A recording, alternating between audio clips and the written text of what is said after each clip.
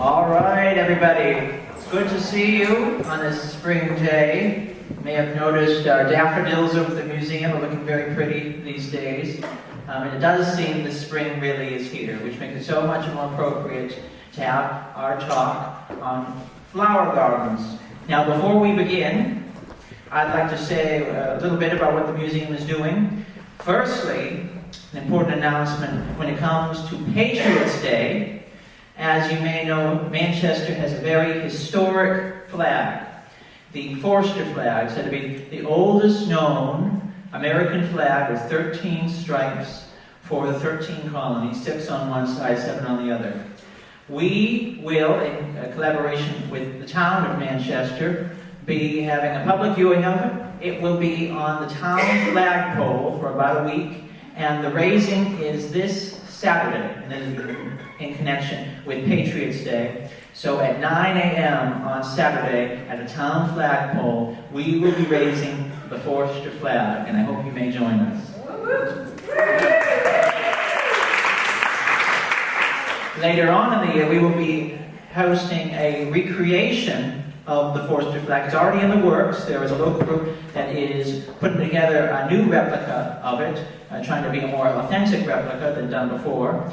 And we're putting together a little documentary of that, and it will be part, including the recreated flag, in our Summer Revolution exhibit, in which we'll be having the Forster flag as a centerpiece. We'll also be having the historical information of Manchester and the Revolution, along with contemporary art. We have a call to artists, and actually it is now extended. Originally, the deadline to apply with your conceptual plan was this Saturday. It is now extended to Memorial Day, I think quite fitting. So if you have an art idea, something to illustrate or something inspired by the Revolution, with your art, we are taking that for incorporation into our summer exhibit. We want to know, what does the Revolution mean to you in such a historic year? So if you're interested, if you're a budding artist or an established artist, contact me, and I hope we can work together. Now, if you are a budding artist, I will say we have an adult watercolor workshop next week, following the conclusion of our spring art show, which is ending this Saturday. Marion Hall, one of the participants in the art show, will be leading you through watercolor. If you have not done it before, or perhaps you have done it before and would like a refresher, come on by next Thursday. It starts at 6 p.m., our usual time for events at the museum. And I'll tell you, we're going to be having more events coming in May, the teen art workshop, art afternoon, our next speaker series with Dr. Eric Alone. And looking ahead to summer, we'll be having our Shark Smile Soiree on the 25th. But without further ado, allow me to introduce our current speaker here, Miss Kellie Dodd. She is a former flower gardener, and plant mom, who will be bridging the past and the present of North Shore flower gardening. She will be talking a little bit about some horticultural history on the North Shore, stretching from the Gilded Age to your own backyard, because she will be showing you how to start your garden. So, again, without further ado, I'd like to introduce Ms. Kellie Dodd.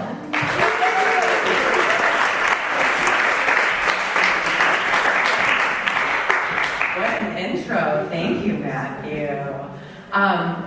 Thank you all for joining me on this spring day. The sun came out this afternoon and I thought, ooh, maybe this will make people think about gardening. As Matthew said, I'm excited to be here to talk a little bit about some horticultural history, some local history, and most of all, my favorite topic, plants and flowers.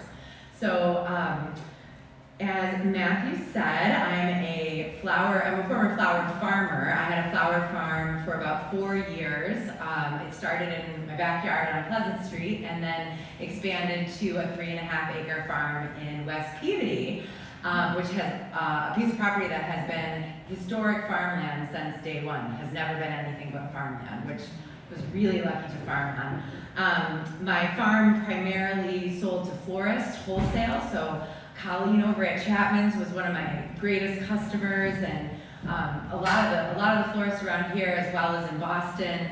I had a really wonderful CSA program, which means where people would buy a share of the flowers during the winter to support the farmer when they don't have income coming in, and then the CSA member will receive flowers all summer long. And honestly, without the CSA members, and there were many here in Manchester, I would not have been able to run the farm. So if you ever think about joining a CSA to support a farm, do it. It's really important. So at its height, the farm had 4 part-time employees. We were in business for 4 years. We did our financial goals, but farming ain't easy. It's unfortunately, you know, with the way things are going, there's less and less money and aid and support for farmers as well. So I ended up leaving the farm and going back to my profession, which is companion diagnostic development for oncology, and I work in the biopharma and biotech sector.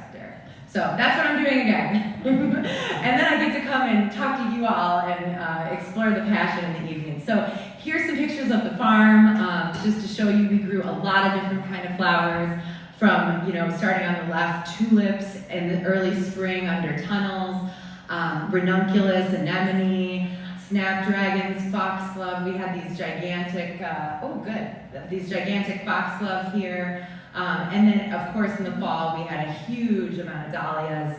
We participated in the Topsfield Fair, and I also have taught some lectures at the Essex Agricultural School. I guess it used to be called the Aggie, now it's Essex Tech. But so I loved every minute of farming, and I'm glad I got to do it. So tonight, I wanted to tell you why I'm a little qualified to talk to you about plants and gardening. Every flower on this farm was started by seed. And tonight I want to talk to you guys to show you how you can grow your own seeds and give you a little bit of history too. So when I was asked to give this same talk, I've given the seedling and seed saving part to the Manchester Garden Club that I'm a member of and love dearly, and also at the library. When the museum asked me, I thought, I've got to figure out how to incorporate history in here. So I went on the good old interlibrary loan system, and I found this incredible book, which is The Brother Gardeners. Has anyone in here read this book? Oh, good, because you're in for a treat. It's fabulous. And it basically details the beginning of the horticultural trade in the Americas. It's written really great. It was a New York Times bestseller, so it's like, I would maybe even call it a beach read. And it focuses on a couple of kind of quirky, adventurous nurserymen, one mercantile trader from London, and it involves Linnaeus and King George. It is the coolest tale. And I wanted to just focus on John Bartram, who is the only American really in the story. He is the guy who basically gets asked to, collect seeds in the Americas in the early 1700s and send them to England. And for the first time, this was for the purpose of actually, categorizing and classifying the plants, and also then for propagating the plants for nurserymen around the country. And so this guy, he got into it for the money. He was actually a Quaker in Philadelphia, and the Quakers, it was when a lot of religious things were happening, the Quakers kind of kicked him out, and so he decided to start a nursery to make money, and made these connections that asked him to be part of the seed exchange. So originally he gets into it for the money, and within 10 years, he started to get seeds sent from England to the Americas, and he was the first person in the Americas to bring seeds in for the purpose of propagation and horticultural use. Later, he worked with Benjamin Franklin to co-found the American Philosophical Society, which was a really influential society in Philadelphia, when Philadelphia was the center of the universe at this time in history. This was right before Philadelphia was, for a brief period of time, the capital of the U.S. So here you've got a lot of nurserymen, you got a ton of trading going on. It was the British port, the biggest port for British trading during that time as well. So you've got a lot of stuff coming in and out, and John Bartram was just there in the right place at the right time. So this relationship continued, and John would go out on these quests, and in the end of the time, he ended up going from all the way from Lake Ontario down to Florida in his quest for plants. And every year, in the fall and in the spring, he would send a box to his partner, this Collinson guy in London, who was basically a broker of the plants, and he would take the boxes and resell them to his friends.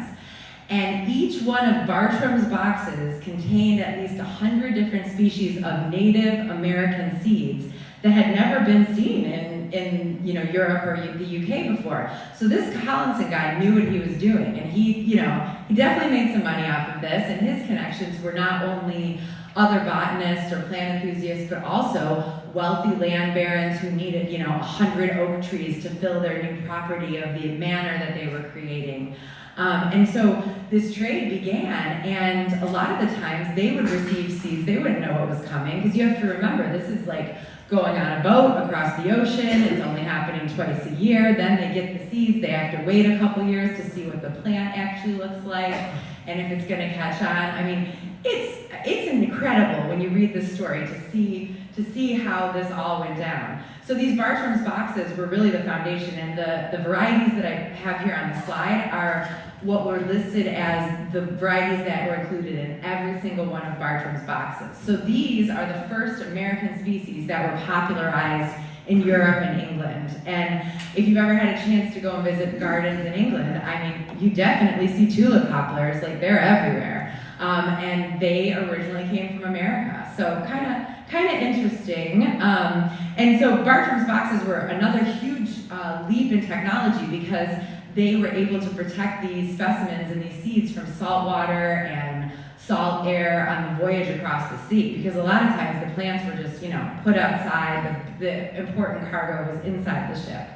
And I got so into down this rabbit hole of like, how were the plants transported? How did they get from these, different locales? And I found this invention called Wardian cases. Wardian cases came around 1829. They were invented by a guy named Nathaniel Bagshaw Ward, and they were really designed for adventurers who were going out, because remember, this was a time when Magellan was going out there to chart new territories, and every time an explorer or these, basically they were usually rich dudes who were, had a lot of money and could fund these adventures, and they could come back and, tell their stories. And so each one of these expeditions had some component of plant hunting to it, because that was very in vogue at the time. So these cases were made, and when these cases were actually put into production and put out there, it just caused this giant boom in the popularity and the prevalence of exotic plants from like Africa, from Asia, that really couldn't grow in European or American climates. And you'll see later that kind of led to the rise of greenhouses, right? Because, people wanted to collect these exotic plants and they had to build an environment for them. So, sorry, this is a little rabbit hole, but thanks for indulging me. So let's talk about seed saving. We're talking a lot about seeds and how they got here. This is a slide that kind of just gives you a couple visual examples of different seeds that you might have in your backyard. So this here is celosia. You probably aren't growing celosia, but maybe you are. I've seen it in nurseries a lot lately. It is a prolific seed producer. This over here is delphinium. This is a zinnia head that has been dried and cracked open, and you can actually see the seeds right down here. These are nigella pods and poppies. And actually, Marianne, if you don't mind, I brought a box of seed pod heads that I wanted to pass around for everyone to kind of pick up. You can rattle them and look at the seed heads. These are just ones I collected from the farm, but everything from poppies to scabiosa. This is a snapdragon. This is the head of a snapdragon. Forget-me-nots, if you've got a couple of those, they will spread, they will self-sow, and they have those beautiful little blue classic flowers. And this is another scabiosa one. But just wanted to get you thinking about what you might have in your backyard. And these are the beautiful flower examples of some seeds that are really easy to collect, both at the end of the season and also really easy to grow. Most of these are quick to germinate, and they only take a little while to get to a size where they're able to be transplanted out. And I brought some examples of flats over here today, and I actually have a flat of snapdragons in their baby form, but they're ready to, one of the most common questions is like, okay, I bought this plant, when do I put it in the ground? You know, I don't want to kill it. So we'll talk about that a little later, but these are just to give you some ideas, and these are all flowers that I've grown. Zinnias have come a long way. Like, look at how beautiful these are. They are multicolored, double zinnias, like just every kind of zinnia you can imagine. And so now back to the how of saving seeds. So I recommend that at the end, and actually let's just look at these for a second. So at the end of the summer, so when it's getting into August or September, take a look around your garden. See if you can see any flowers that, you know, the coloring of the petals is really great, or, hey, that looks like a really strong and sturdy stem. And just get a little piece of string or whatever you have that can identify it. Tie it around at the top, and it will be a reminder to you and to whomever is working on your landscape to leave that flower alone. Then you just wait until September or October, try to bend the stem a little, and if it breaks cleanly, then it's dry, and you can just turn it over and put it upside down in like a brown grocery bag. So say you got a whole thing of rudbeckia and you let them just live their life and go to seed, you can chop that whole clump of rudbeckia, put it upside down in a paper bag, and wait about a week or so for it to dry out completely, and then you will end up with a bag of seeds, basically. They will fall out of that cone. And there's actually a rudbeckia seed head in there. So there's a lot of things you can do with bulk collection. Pod collection is more for like poppies or anything that has like a poppy-sized seed, which unfortunately some of the most beautiful flowers have the tiniest, most difficult to work with seeds, because that's how it goes.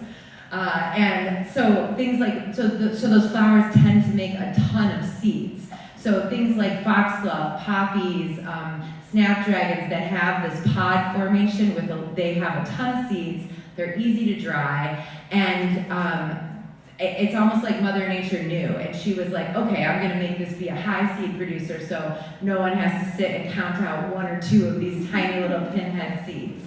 So these are the two ways to collect them. The biggest things to remember is to keep your seeds away from heat and sunlight and moisture while they're drying out. Moisture is probably the biggest destroyer of any seed-saving experiment that I've ever done, that's for sure.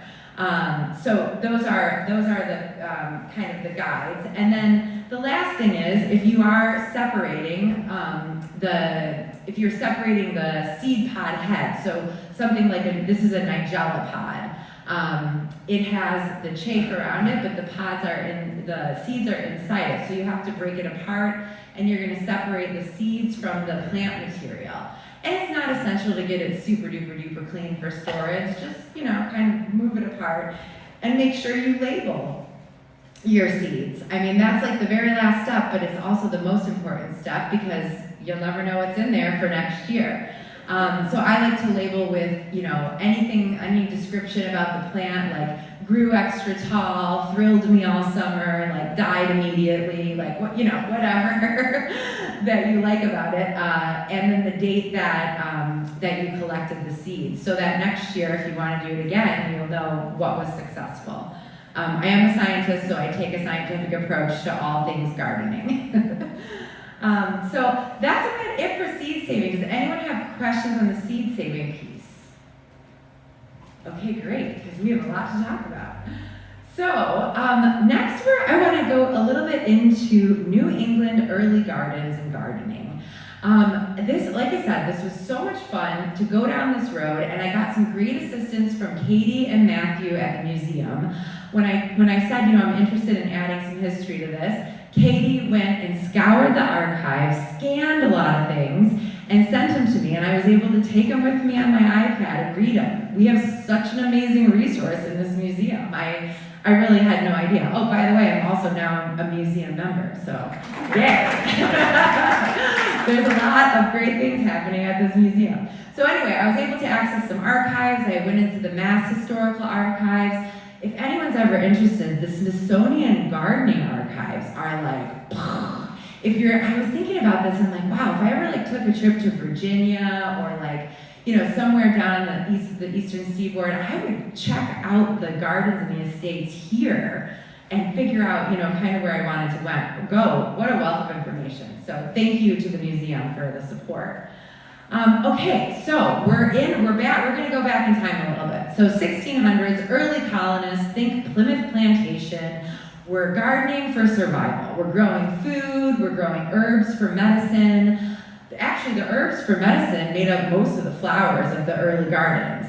So the gardens are gonna be usually probably not really maintained for beauty. Maybe they're gonna be behind the house. Maybe it looks more like a farm with a big field of corn and a kitchen garden next to it. Then came the Revolutionary War. Tough times for a lot of years. That ended in around 1783. And from then on, people, and I'm really paraphrasing history here, so I'm not a historian, but people had more time to think about the pleasures, think about other things to spend their money on. Maybe now they were able to go to a farm stand at a farm and buy food, or maybe there was a small market because they'd moved back into an urban area. And so they didn't have to grow their own food. So they still had these skills from gardening, and they could use it to now think about ornamentals. The other big thing, besides people having maybe a little more time and less pressure to grow to survive, was that the commercial seed industry in America was born around in the early 1780s. And so this gave people access to seeds. It gave people information about growing in America.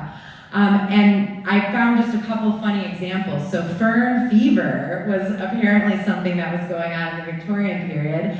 And I was thinking about Downton Abbey, and there are a lot of that period, there are a lot of ferns in both if you think about the dried botanical prints that you might see in a Victorian mansion, ferns play a really big part of it. And that was in large part because they were able to bring ferns back from the tropics in these Wardian cases. Orchid mania was a big deal. They would send adventurers out to collect orchids everywhere. If you've ever read The Lost City of Z, that's a great example of, or Heart of Darkness, similar kind of adventuring example, where there was a little bit of horticultural interest there. And then dahlia mania. Apparently there was a 10-year period where dahlias were introduced to America, and then people went wild breeding them. They're really easy to crossbreed just because of the nature of the plant, and they grow like potatoes, so the colonists were probably familiar with them. People see dahlias and they think they're this really big, hard thing, but I had a farmer tell me, dahlias, if you can grow a potato, you can grow a dahlia. So yeah, by 1830, 2,000 varieties existed in the US, and 700 were considered fashionable varieties. So it was all this era of collecting plants and plants for status and plants for show. And I think it was also reflected in the design of the gardens. The early English cottage garden would have much more of garden area, so much more of area that's actually growing plants, less paths, maybe more orchard type trees that are producing fruits. Then you come to the Massachusetts Bay Garden of the early colonists. So the more straight, symmetrical, but maybe a lot more grass, maybe a little bit more design focused. And I'm just going to caveat this by saying I am not a landscape architect or a landscape designer. I revere those people. I think they're amazing, but I am not an expert in that. I'm sure there's a lot more behind this story as well. And then you move to the parlor gardens, and you see that the garden comes to the front of the house. And that there's a straight path and very well-defined beds. And so I was thinking about our houses here in Manchester.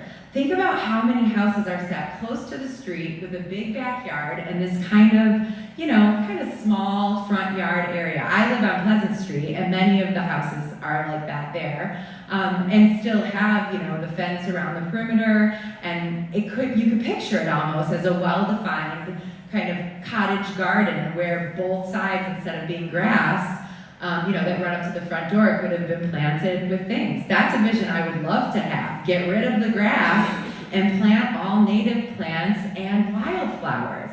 Support bees and birds, two of my other favorite things. Anyway, so now the garden's in the front, we're showing things off, we're trying to do curb appeal, we're planting pretty flowers, and not just planting for food. And then moving into the 19th century, we get even more ornate and Victorian and opulent.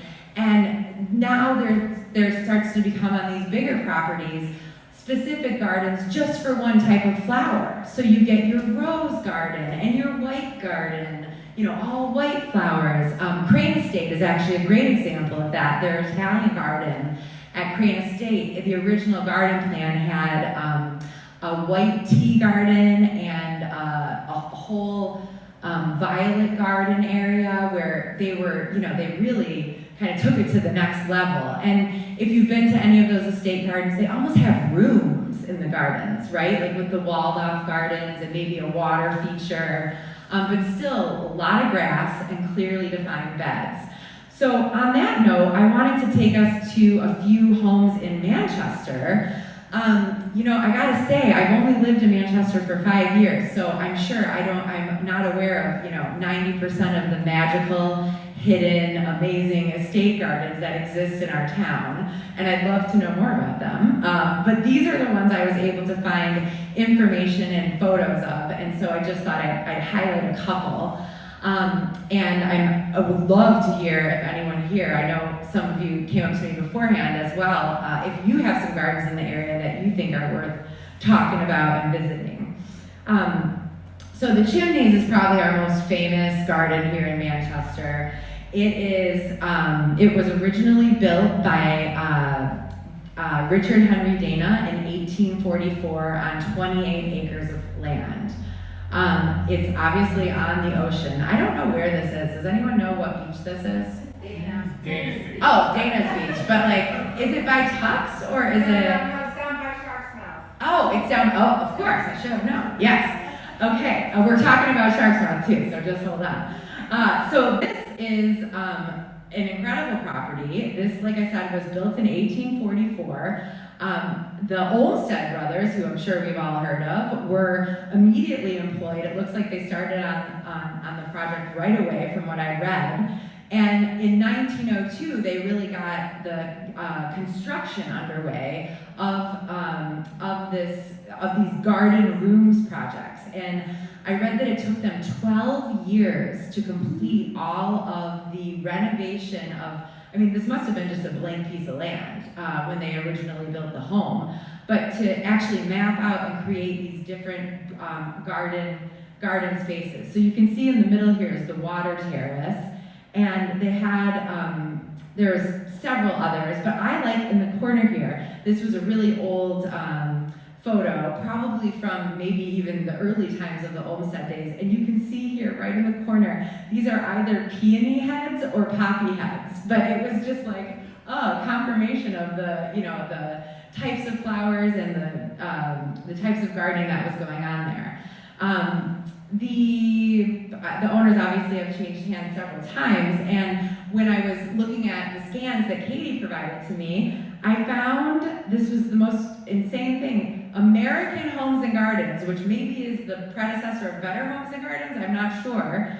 They did a write-up in 1907 on the Chimneys, and let me just double check this. So in 1902, so this must have been just right after the Olmsteds, really got started and broke ground.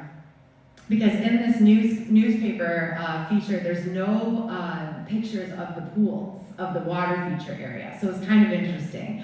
And then I remember moving to Manchester. I moved here in 2021, and someone sent me this Town and Country article, and I thought, oh, how is this garden in this new town that I'm living in? This is so incredible.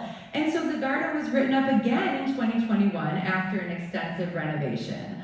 So I thought, we gotta highlight this because this is a pretty famous garden with, the product of some real famous architects, and I'm sure there's much, much more to this story. But that's one we should all know about. And then now for something completely different. This is the Charles Cotting Estate. And I had never heard this name before, but it kept coming up in I gotta face it, AI searches of the ChatGPT searches of the historic gardens of Manchester because, that's the way we search now. And this just kept coming up. And I went deeper and found correspondence in the Mass Historical Society between the wife, Ruth Stetson Thompson, and one of her sisters about the rose garden. And it was the most cool, touching thing to stumble upon. So this home was built for this wealthy family, and they decided to build a walled-in rose garden on a cliff overlooking the ocean. Can you imagine that? Going to see a bunch of, when roses were still very, very new in the Americas, going to see a bunch of different beautiful special roses in a walled-off secret garden near the ocean. And from what I understand and what I read, the same family had the house for a really, really long time. And some people, does anyone know? Is anyone familiar with this home? No? Okay. I did look it up on old property maps, and I found it near Black Beach. It's this right here, and it might have ended up being absorbed by the Coolidge Reservation. I'm not quite sure. But anyway, I thought it was Marianne, do you know about this house? So that actually refers to as Black Beach Cove, but that actually is in West Manchester over the other side of town. Oh. Stinky Beach. That's Stinky Beach, yes. Stinky Beach. Oh, no. That's how my text point. Okay. See, I'm still 5 years, I'm still new here. Well, I'm surprised it's called Black Beach, because Black Beach is out by where I am. Right, and I kept thinking of this house because everything I found said the house is still standing, and I thought, yeah, okay, so now, you know what house that I'm talking about here? Ah, is the garden still there? I don't know, it's called off. Yeah, true. That's on the ocean side, so I don't know if the garden's still Oh, it sounds like I need to go kayaking this summer and check it out. But yeah, okay, well, apologies. Again, this was an old map. Maybe that's why. Maybe it used to be called Black's Beach over there. But I thought this was interesting. A different take on it, also near the ocean, and still standing. And then the third house I want to talk about is Shark's Mouth. So I've had the pleasure of actually going and visiting there. Marianne has the pleasure every day. And this property was so interesting because as I was reading the stories of the different people who were moving and building in Manchester at that time, the Curtis family was friends with the Dana family. And for about like 5 or 6 years, and feel free to add, Marianne, they would stay at Chimneys. So they were there when Olmsted was like doing all this work and planning all these extensive gardens, and yet only, I don't know, what was this, 1869, like maybe 20 years later, they said, nope, we're not doing that. We're not doing this formal estate garden, we're leaving it natural. And I found a quote from the wife, Harriet Appleton, saying, the only paths are treaded by the feet of our children and our family, or something to the extent, of that. So it's interesting when you were talking about the fern mania. Yeah. When you said that, I'm like, oh my God, that's why there's so many ferns around these days. I bet. But that's exactly, because I'm like, they're planted everywhere. Yes, and this is what was, this is what was going on at the time that they were planting this house and probably thinking about landscaping. So yeah, I thought this was really wild, and then the more I read about it, the more I found other examples of this rejection, because there's always the balance, Well, she had her little bit guard, but it was little compared to the Chimneys. Was it this, Marianne? Was it this area? No, it's behind the tree. Like up here? Or down here? No, down the other way. Okay. But Yeah. it's where a fountain is, which I want to bring back. Okay, yeah. But So, it's small compared to Chimneys. It's like a microchip. and definitely not formal in the same way, which is what made it interesting to me. And The other reason I wanted to show it is because I was able to find these super cool, I don't know if these are like silver gelatin prints or what kind of prints these are, but these are from 1885 to 1891, and construction was only in 1869. Look at the size of these trees that are right up next to the house right here. So when they built the house, they must have said, leave the trees. Like, you know, made a conscious and purpose decision to keep it heavily forested.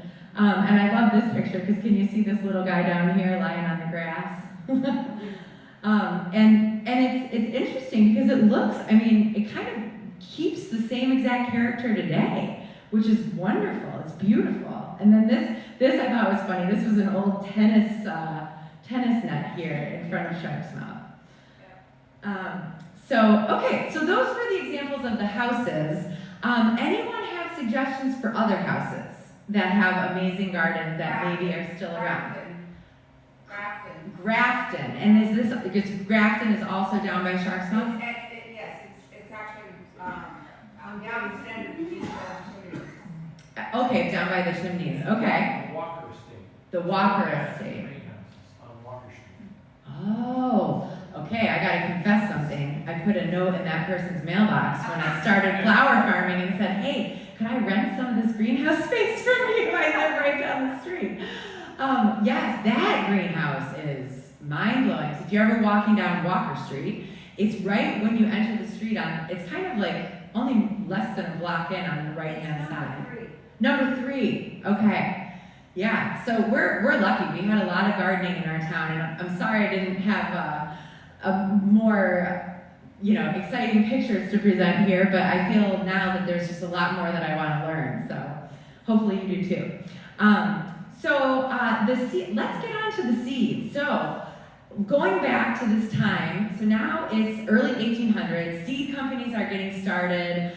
There's a seed company in every state. It's crazy. As I started researching this, there's several seed companies sometimes, because seeds are easy to save, they're easy to mail, or put in your bag and you can jump on the carriage and go to the next town. And they're not that expensive for the average person to buy, just a small pack of seeds and get pleasure from growing a zinnia or, a delphinium. So they really became very popular, and seed catalogs became very popular.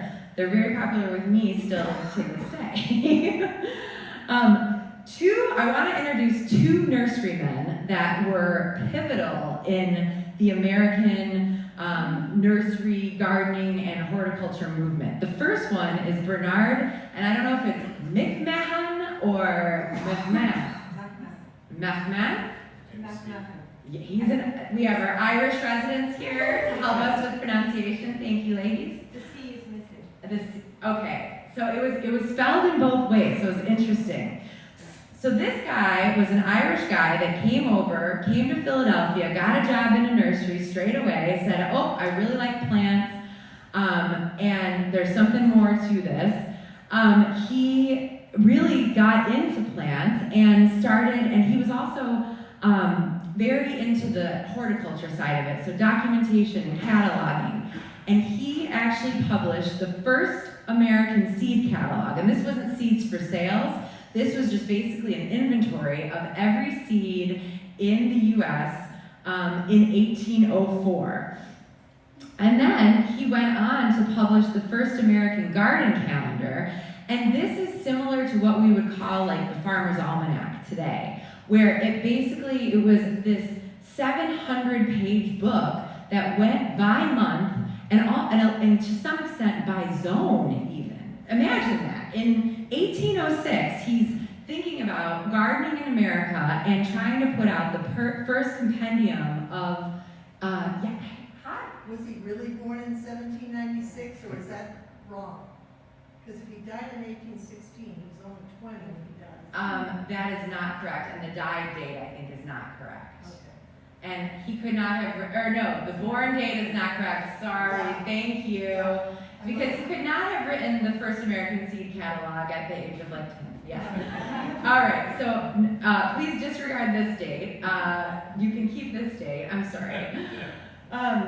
I will correct that. I also want to ask Matthew, maybe we can send this presentation out afterward if you guys would like to have it. But anyway, he created the first American seed catalog and then created the first American garden calendar, which basically instructed Americans on how to plant in America, in the soil that we have, with the seasons that we have, in the climate that we have. And this was only available for Europe up to this point. So he was pretty serious, and he became, through his writings and his publications, a pretty well-known nurseryman, and was asked to come to Monticello. And acquainted with Thomas Jefferson, worked with Thomas Jefferson at Monticello for many years, and became, throughout all of the things that I read, the gardening mentor to Thomas Jefferson. And a lot of the information I got about Bernard was from the Monticello Archives, which is another amazing place to find information. So because of his connection with Jefferson, he was privy to all the Lewis and Clark adventures, and he not only counseled them in like how to bring back plant specimens and seeds, but he's also responsible for taking everything that they found out on their travels and raising it in a nursery at Monticello. And of course, later on, he went on and commercialized those seeds and plants and sold them to the public. So pretty cool guy, really important writer. And the next guy I want to talk about is a Massachusetts native, Joseph Breck of Boston. He was born in 1794 and died in 1873. He wrote a really important and influential book called The Young Florist, and it was basically a conversation between two, like kind of maybe 10 or 11-year-old children about flowers and plants and gardening. And it was published to try to get kids and young people interested in gardening. And apparently it worked. It was like a bestseller in its time. And then he later published the first seed catalog to have drawings in it. He had something like 70 different drawings of plants and flowers in the very first seed catalog in 1840. Then he went on to kind of copy what old Bernard did, just for flowers, and wrote a whole compendium of how to grow flowers in America, and focused mostly on flowers that were native flowers, but also flowers that have been brought over from England. And Joseph Breck and Bernard are linked because they were both at the same time presidents of their horticulture societies. So the Pennsylvania Horticultural Society and the Mass Horticultural Society were founded simultaneously by these guys, and then only later did the American Horticultural Society come about. And little plug for the Manchester Horticulture, or yeah, I guess it's the North Shore Horticultural Society. Great group, meets here in Manchester, really cool programs all winter long. So anyway, Breck is my hero because he was way into flowers. He really did a ton for flowers and promoting flower seeds. The Breck Seed Company lasted all the way from 1840 to 1990. It was passed through 5 generations of Brecks and stayed in their family. From 1950 to 1990, they were turned into a bulb company. Does anyone remember Breck's bulbs? Yeah, I remember getting that catalog and looking through it. So they ended up selling out in the 90s to some holding company, but I love this story because it's a Boston story, and it's Breck's, and everybody knows Breck's. Okay, so just to recap, and I want to save our last little bit of time to talk about how to grow seedlings. So these are some beautiful 19th century flower varieties that were listed in both Breck's Flower Gardening Guide and also in the early guide from Bernard. I'm like McMahon. I'm having a hard time with his last Irish name. So just to leave that there. And then now let's turn, just because I don't want to run out of time too much, about starting seedlings. So has anyone here ever started plants from seeds? Yay! You rock. That's awesome.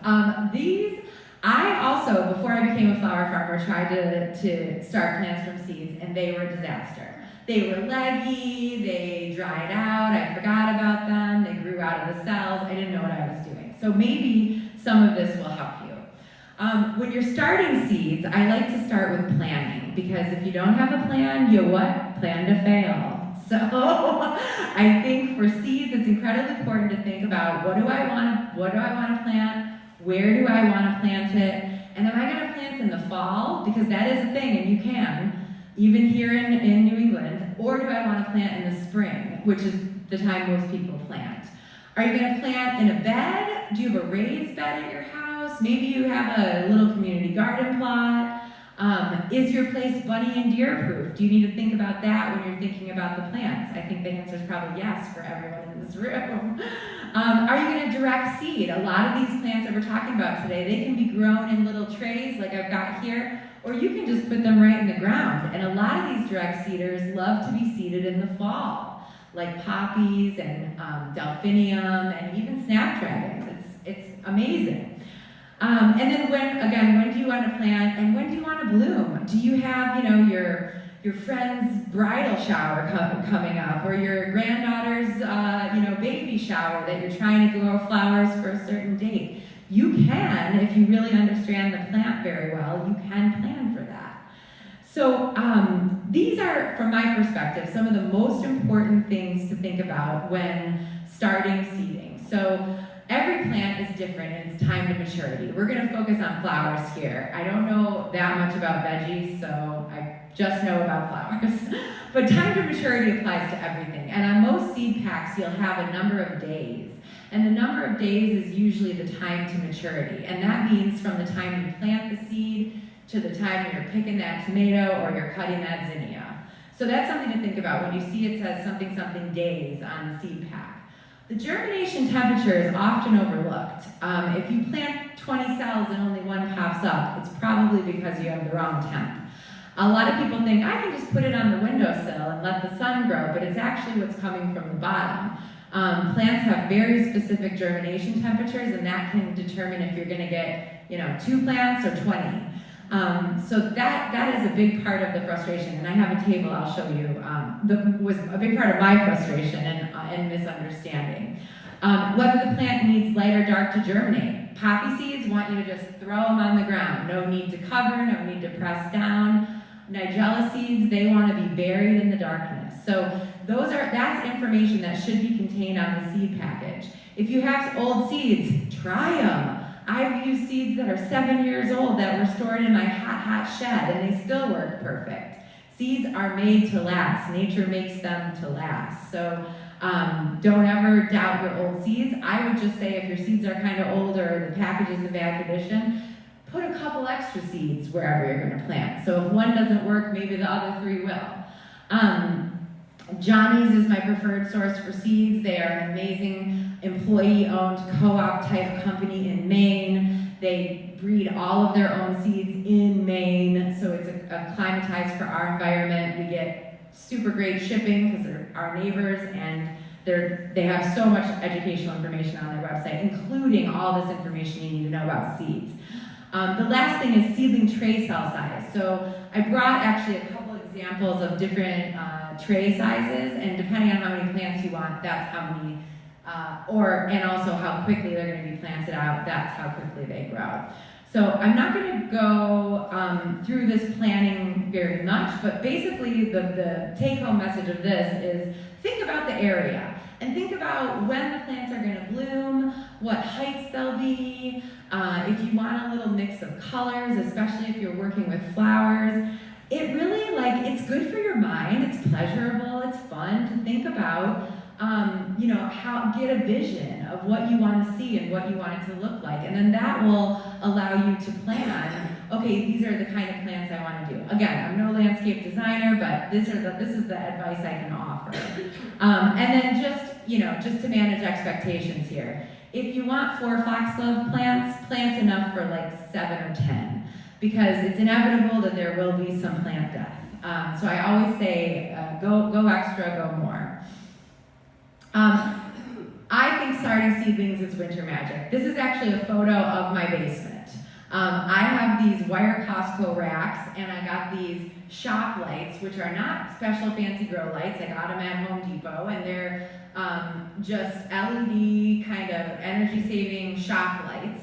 and I hang them above the racks, and then I've got some heating mats, and that's it. And this is where I grew every single plant that was grown on, you know, on in the farm picture that you saw. So here's some of the seed starting supplies that I can recommend. So seeds. So getting your seeds from a high quality supplier is important.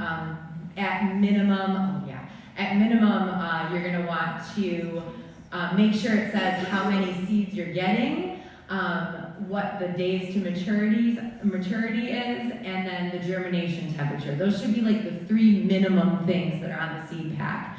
And if you're ordering online, it'll usually give you like a little, hopefully, some places give you a little picture of the seed pack so you can double check it. The next thing you're gonna need is some seed starting. I'm a huge proponent of no chemicals.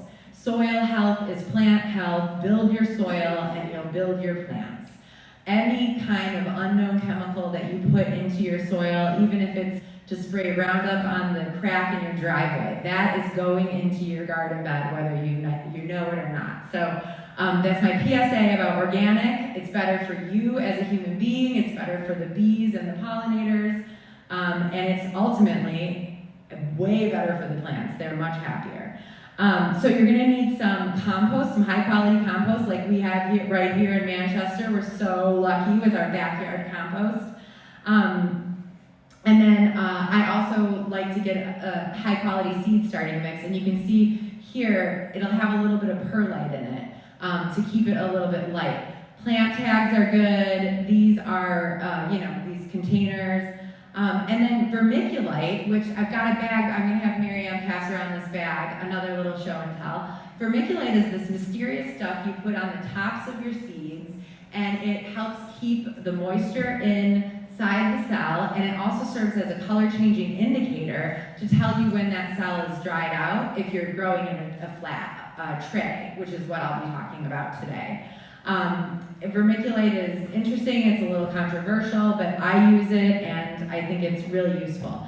The big thing I wanted to talk about here is heat mats. So this seems like a next level advanced placement kind of tool, but it's not. It's like $35. They have them at Northeast Nursery. I actually saw one at Ace Hardware in town the other day. And these allow you to control exactly to the degree. There's actually a little temperature thing that goes into the soil of one of the cells of your tray, and it controls the temperature of the heat mat that controls the temperature of your tray. And it's night and day in terms of if you really are wanting to grow something well, the heat mat is the way to go. It's a small investment for a big return. So that's supplies. I won't go into this, but these are some of my favorite seed companies. Here's the local places that I recommend. I'm happy to talk to you more about this. Again, just another PSA to make sure any seeds you buy are worth the money and they have the information on it that you need. So let's get started. So I have my beautiful model here in the photo. He's actually here in attendance. This is my partner, Domi, a big flower supporter. And he was helping me here I had carpal tunnel syndrome, believe it or not, from my first year of farming because I was using my hands so much. So he was helping me make flats here. So for starting seeds, you're basically gonna take like a 2/3 mix of that seed starter, which comes in big bags, and put two part seed starter, 1 part compost, a dash of organic fertilizer. There's a lot of, it sounds crazy, organic fertilizer, but there are a lot of those available and out there. And a little dash of that, mix it up, and then fill these flats to the brim. You give them like a little tap to even them out, and then you're ready to plant. And the 2 things I always advise people to do are make little plant label tags, and I've got some in the flats over here, you can check them out, and just say, just write on there what it is and when you're planting it, because that will give you an idea of maybe what you do or don't want to do next year, and you can use that little tag when you go to plant it and put it right in the soil wherever you plant it so you'll know what you have. Again, scientific method, I like that. Here's the vermiculite layer step down here. So after you're done seeding, and you're just going to want to follow the instructions on the seed pack feedback for the seed depth and whether the seeds need to be covered. And then either you cover or you don't with the vermiculite. And then the next is the watering. So there's actually, I brought an empty tray here tonight. I don't know where it went, but I am a big fan of floating flats. So I basically take a no-hole bottom flat. Oh, Marianne, thank you.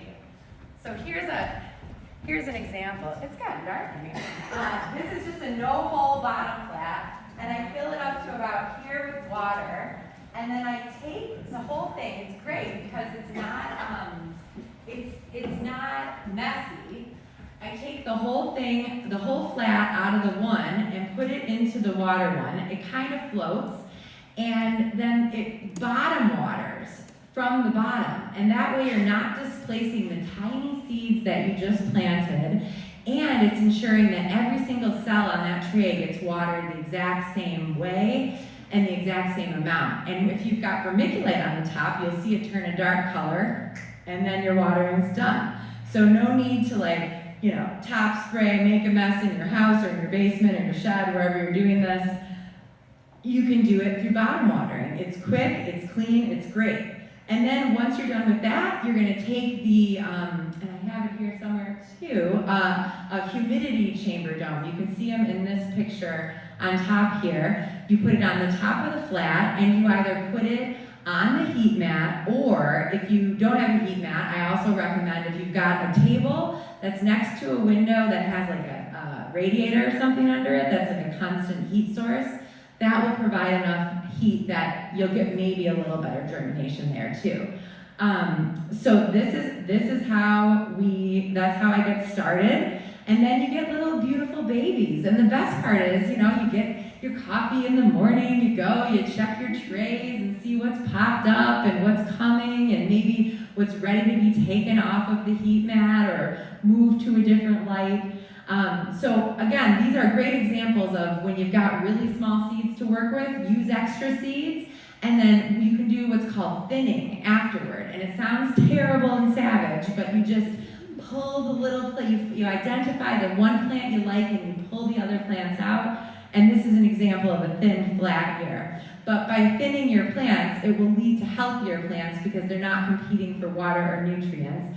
And by having the same number of plants in each cell, they're going to dry out at the same rate, and you'll be on the same watering schedule. Trust me, it's worth thinning.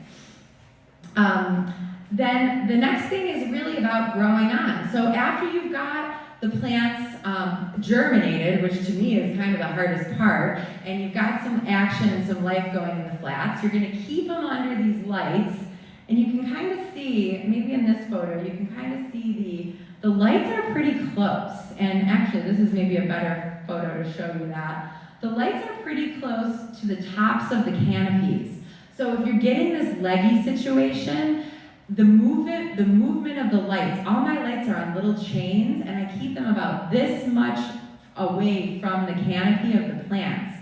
That way the plants are focusing on their root growth, and they're not focusing on lengthening their stem and growing upwards. And you get much better foliage and just a healthier plant that way. It's a little more laborious, but it's kind of fun because you get to just kind of train them as they grow up. So light and the light source distance is a really big deal. If you've got them in the window, they're going to just be constantly reaching for that sun. So that's why I think it's really important to have actual light source for 14 to 16 hours a day is actually what most seed packets will recommend for starting seedlings, which I don't know about you, but February in Manchester, we're lucky if we get 6 hours of light a day. So the lights are a big deal. Don't allow the seedlings to dry out. That's really bad for them. Treat them as these tender, precious little babies that they are. Watch them, love them, talk to them, and make sure they're watered. I am a huge fan of Neptune's Harvest, not only because it's hyper-local, made in Gloucester, and an amazing company, but it's also the best plant food around. And did you know this is sold globally? I thought it was just like a local thing, but Neptune's Harvest is a big deal.